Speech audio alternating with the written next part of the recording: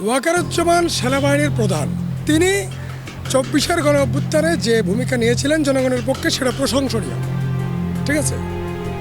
এবং এ পর্যন্ত তিনি এই রাজনৈতিক ক্ষেত্রে যে কোনো বিতর্কিত ভূমিকা গ্রহণ করেনি এবং রাষ্ট্রীয় ক্ষমতা দখল করেনি।